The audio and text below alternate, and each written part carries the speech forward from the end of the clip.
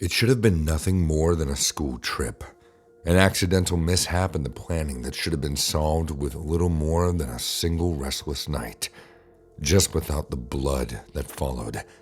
Budget hostels are a place of unease and danger, torn by the collection of people not rich enough to afford proper accommodation. They make it a place nobody wishes to visit, unless, of course, they have no choice but to.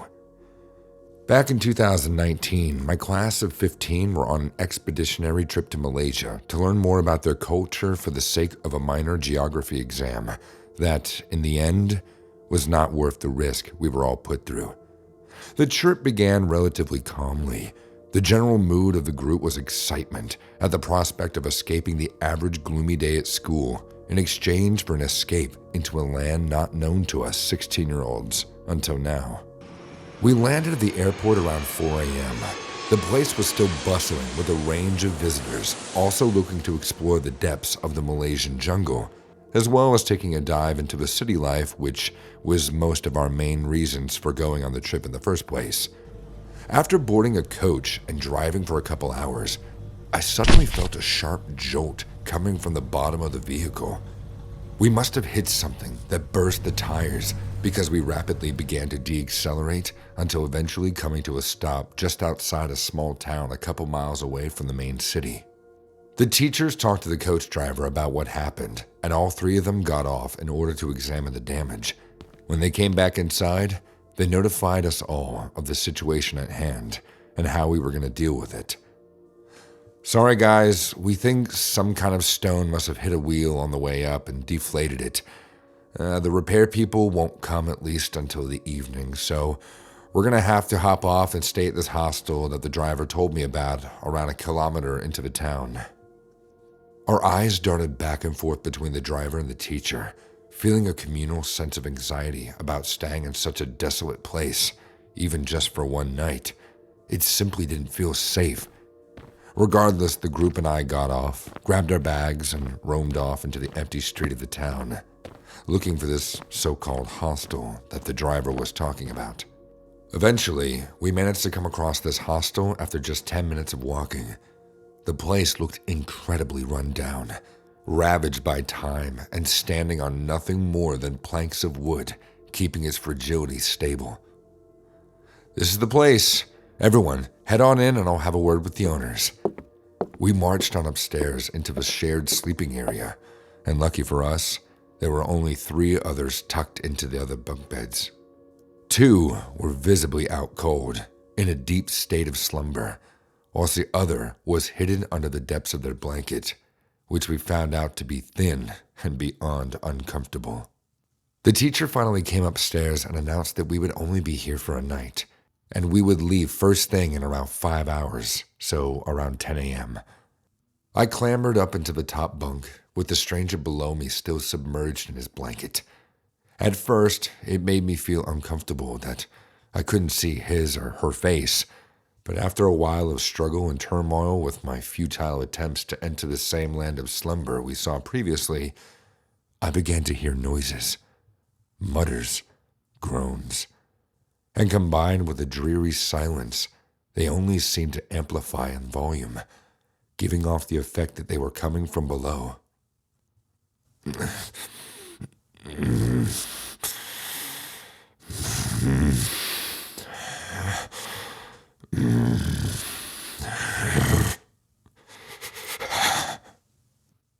I scattered the blanket over my quivering body, extremely put off by the sounds. They didn't appear to be natural either. The groans seemed to be too vacant of life to be. Maybe it was just in my head, I thought. An hour later, I was on the verge of feeling my eyes shut down from pure fatigue, but I heard it again.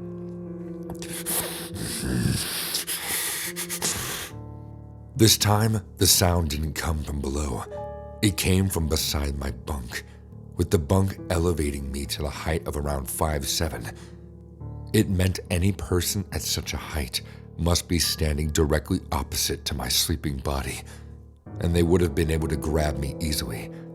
I decided it was silly to imagine such things and turned over to face outwards, only to turn and lock eyes with a pair glaring back at me.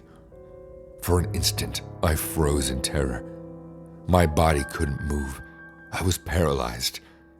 It wasn't as if the eyes that glared at me were at all fazed. They continued to stare into my widened stare for what felt like several eternities, never ceasing to come to an end. Suddenly, I felt a hand creeping under my blanket. I was still mortified beyond possible conception, but my vocal cords instinctively reacted. I shrieked with such a passion that the room glowed with volume. Every dozing body rose in one grave movement, and whoever so was standing next to my bunk sprinted out of the room in a hurry. My teacher leapt up out of the bed and tried to hunt them down, but the door to the hospital flung wide open, and the breeze of air drifted in, signifying the sudden vanished state of a foul being. We left the building in a little more than an hour after alerting the owners. They apologized profusely, but it did nothing to soothe the immense distress I was still enchanted with after the creep of a man tried to touch me. We left the town early morning. The coach had been repaired, and we were back on the road. We were all so utterly shaken by the incident that the rest of the trip was one filled with anxiety, constantly on the lookout for danger, never feeling truly safe. With 7 more days to go before the trip came to an end, and we would return to our homes, remembering that demon of a man that now roamed the streets of the town, eagerly awaiting his next victim. Once we flew home, the owners emailed us, telling us how on the night we stayed there, only 2 people were booked in, meaning that the man wasn't a guest at all. Anything could have happened that night.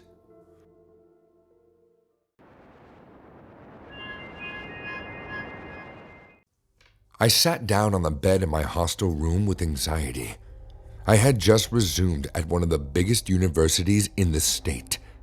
I had been lucky enough to get into the university, and my family was so proud of me.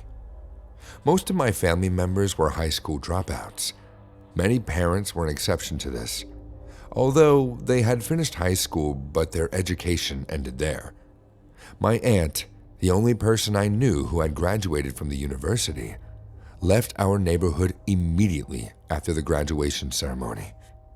The last I heard, she was married to a wealthy man and lived in a nice part of the town. Not that being a gold digger was a bad thing. I was just irked that she had never returned to visit her family. I glanced at the bed a few feet from mine. My roommate's bed was neat, freakishly neat. The bed was well made without any creases. I was guessing she would be the nerdy girl.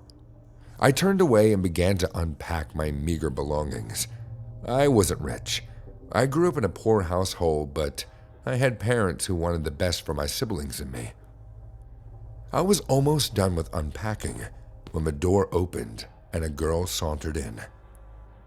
Was she my roommate?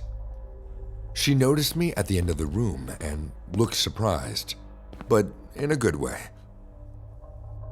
"I wasn't expecting you this soon," she said in a silky smooth voice. "I'm Charlene, a sophomore." "I'm Dawn," I responded with a smile. Charlene seemed nice enough, although I hadn't expected her to be anything but white and nerdy, but I guess I was wrong. Later that evening, I was introduced to other girls. They were all nice, a kind that pricked my skin. It was weird. They all seemed like one big family. It wasn't something I was expecting. I expected a tense atmosphere and some rivalry, but these girls called themselves sisters. They all seemed close enough. The dormitory building wasn't a large one. It was a 2-story building that housed 30 girls. 2 weeks later, Charlene woke me up from sleep. She sat on my bed with a torch on. The lights were off, even the lamp next to me. I was deathly scared. I sat up in fear, but she held my hands. "Don't be scared. The head of the house has required me to extend an invitation to you.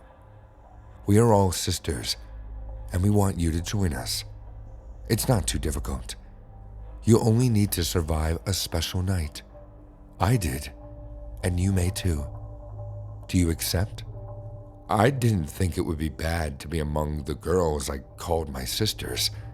I envied the closeness between the girls. So in my drowsiness, I nodded my head without asking what the special night was. I should have asked. Charlene smiled at me for accepting the invitation, but it looked forced. I dismissed it as I returned to sleep. The next morning, the whole encounter felt like a dream until I saw a pink envelope on my desk. I took out the paper from the envelope and read the note. See you by 9 p.m. in the basement. Come wearing all black. Leave your phone behind. It sounded so strange, but curiosity got the better of me. So that night, I wore a black sweatshirt with jeans and sneakers and made my way to the basement. The hallway was empty, and the rooms oozed with a strange kind of quiet. Fear crept up in my chest as I opened the basement door. It was dark, except for the orange glow which seemed to come from a candle. I walked slowly down the creepy stairs, and the door behind me was suddenly shut. Fright shook me to the core at that moment. "Hello?" I said. I couldn't hear my voice. "Welcome," a voice called out from the darkness and was echoed by other voices. I got to the bottom of the stairs and found 3 girls sitting around a candle, surrounded by the other girls who stood.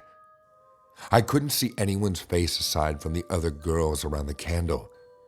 I was forced to sit with them, my legs in a crisscross position. I tried to say something, but was ordered not to say a word. The other girls and I were forced to repeat an oath, and that was when I knew I was in big trouble. The oath included total loyalty to the house, complete sisterhood, and a lot of secrecy. Everything that happened in the house stayed in the house, like the initiation process I was about to undergo. We were all told to bend our heads on the ground with the tip of our noses touching the ground.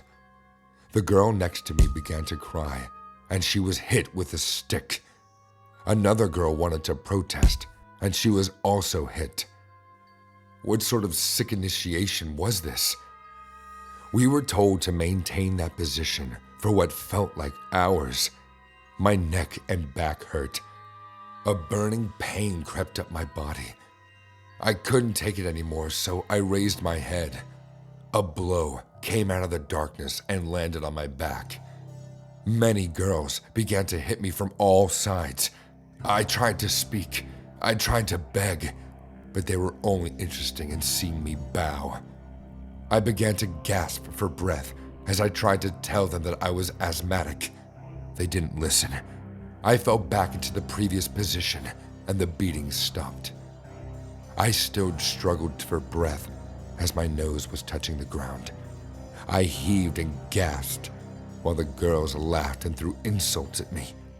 Tears streamed down my face. Why did I agree to this? When the girls were feeling sleepy, ice-cold water hit our skins, and we began to shiver. I was pretty sure by that time I was going to die. I fell to the ground this time, shivering and gasping as hands slapped me and legs hit me. "Please, asthma, help." I desperately tried to communicate with them. I couldn't breathe. I held my neck and wheezed. My face felt red. I couldn't make my parents proud. I was going to make them grieve. Soon enough, someone noticed that something was wrong. "She's struggling to breathe." The beating stopped, but not the wheezing. Almost like they had rehearsed it, a few girls lifted me off the floor and reassured the others that I would be okay. I was carried up the stairs and out of the dormitory. The cold wind hit me, and I felt hope. I thought they were taking me to a hospital. Instead, they took me towards a bundle of trees behind the dormitory and dropped me onto the grassy ground. Charlene's face came into view. She smiled at me. "I guess you aren't going to be our sister. Turns out, you're not worthy enough. Goodbye, Dawn." I struggled to hold her hand, but she let go and kicked me away from her. I rolled into the darkness. When I awoke, I found myself in a shack. Someone was dabbing my head with warm clothes. Sunlight streamed through the bright curtains, lighting up the whole room. I turned to my right to find a middle-aged woman staring at me with concern. She told me how she had found me in a ditch while she was taking a walk around her shack. I was conscious, but I couldn't talk or move. I was taken to the hospital, and my parents were contacted. After this incident, I never returned to that place. I never went anywhere without my phone and inhaler. My family picked up my belongings, and they heard a silly narrative that I had been kidnapped. I decided to enroll into a nearby college.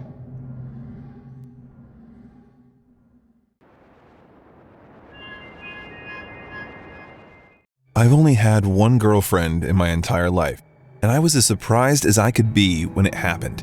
And you may wonder why. Well, I am and have always been a nerd. I've always been a fan of anime, video games, board games, and basically everything that would keep me inside the house and not force me to interact with other people. And when it comes to friends, well, I never had one. Even my parents were worried about me the majority of my childhood. They would look out the window and see all the neighborhood kids playing, running around, and laughing while their little Jeremy was inside, cooped up in his room, watching cartoons and not getting a bit of sunlight. But they eventually came to terms with my behavior. Anyways, fast forward. I'm now a freelancer. I made one friend in the meantime, although it was from an online game I played. But we really got along, having the same hobbies, and we would talk daily. In my opinion, that is a friend. I work from home, maintaining the same distance from other people as I did when I was a kid. I'm a programmer, duh, and I always design websites, but not as often. But let's go on with the story. At the time, I was a regular on the dark web. I never bought any items or anything from there. I just browsed around to pass the time. And since I was doing nothing wrong, just window shopping, I didn't think that my privacy and my personal data were at risk. I had to go outside and take my clothes to the dry cleaner. I got into my car and started driving. At the red light, as I was looking around the car for my phone, which I would lose on a daily basis, I felt the car moving from side to side. "What the hell?" I said, before I took my head from under the dashboard. To my surprise, I saw a girl laying on the hood of my car. I immediately put on the emergency brake and got out of the car. "Hey, are you okay?" I said. "Do you need some help?" I asked her again, taking a step towards her. I'm fine. Sorry about that. I was looking at my phone and I guess I didn't see your car. As I saw her face, I was mesmerized. She was the most beautiful girl I've ever seen. Bright blue eyes, freckles all over her nose and cheeks, and a crooked smile which made my legs melt. Are you sure you're okay?" I asked again while I was getting lost in her eyes. Yes. Thank you for your concern. She responded while smiling at me and tucking her hair behind her left ear. That was it. That was true love, in my opinion, after all. I forgot all about my social anxiety. I forgot all about the clothes. I asked her if she was free for coffee, and she said yes. That afternoon, I had the best time of my life. Like me, she was kind of nerdy herself, being a fan of the same anime I would watch. Also, I found out that she loved animals and would frequently volunteer at the local shelter. Oh, and another thing I found out about her. Her parents died when she was little. And by putting the pieces together, I realized that the incident scarred her even to this day. She was very emotional. When the waiter brought her the wrong cup of coffee, she didn't want to change the order. She wanted a cappuccino, and he brought her a tall Americano. As I politely asked him to bring her a cappuccino, she felt so embarrassed. She almost crawled under the table. I don't want him to get in trouble. God, I hope he doesn't get fired over this, she said while putting her face in her palms. Don't worry, I said laughing. It's just a mistake. Nobody's in trouble. I tried to comfort her. She was very emotional, to the point that every little thing would send her spiraling into a small form of depression. As the relationship went on, being about a couple of weeks in, one evening, I asked her something that I never thought I would through text messages. Hey, I really miss you, I said. I miss you too, so much, she replied. This is how the conversation started. Anyway, I won't go into the specifics, but the bottom line was that one day, I asked her for nudes. I thought she had an amazing body, and as her boyfriend, well, I didn't think I did anything wrong. She was reluctant, but eventually, she did send me about 4 pictures. Fast forward a couple of days, and everything was normal. She slept over the past 2 nights, and we had a romantic dinner. I tried to cook for her, but I ended up burning the chicken, so I just ordered Chinese and we watched our favorite anime. It was so nice. I didn't want it to end. After she left, I went online to play a multiplayer game that I was passionate about. You know that friend that I told you about? He was online too. What's up, Jeremy? He asked. Is everything okay? I barely had time to log in, and he already asked this question. I didn't know what was going on. Yeah, I guess. Everything's fine. Why? I asked him. I know you don't do it on the dark web anymore, but I do, and I saw some pictures of your girl there. What? What pictures? I asked him, not knowing what he was on about. It turned out that the pictures that she sent me were all over the dark web and gaining a whole lot of traction. I panicked. I hoped that she wouldn't see them. I logged off the game and started to use my programming knowledge to see what was going on.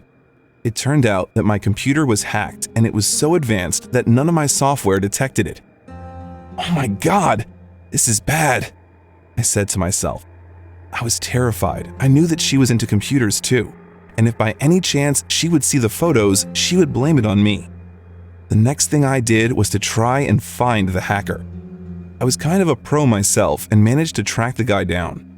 After trying something for the entirety of the night, I managed to hack into his computer.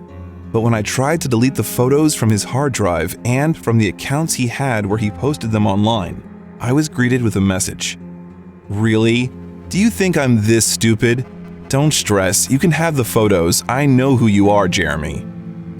When I read my name, I froze, but the message wasn't over. I know you're pretty good with computers, and I will need you one day. Tell you what, I'll take down the photos if you're willing to do a favor for me sometime in the future. Tell me your response in the chat box. I didn't know what he meant, but I was so desperate that I agreed. Fine, just take them down, I wrote. Immediately, the photos were deleted from the dark web. Then, I received the last text from him. Good. Talk to you in the future. My girlfriend was finally out of harm's way, but I still had a debt to pay to this man. I didn't know what, I didn't know when. All I knew was that he owned me. Even to this day, I haven't received any instructions from him, and I hope I never do.